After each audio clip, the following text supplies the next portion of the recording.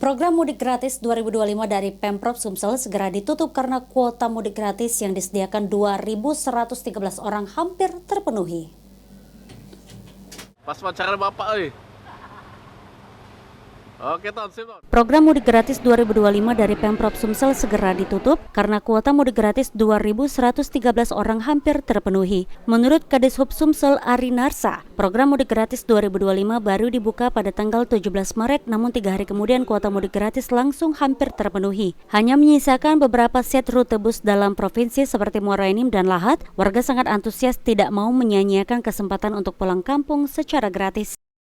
Alhamdulillah, dari warga masyarakat antusias sekali untuk mendaftar mengikuti mudik gratis ini, baik itu antar kota dalam provinsi maupun antar kota antar provinsi, baik itu melalui bus maupun kereta api.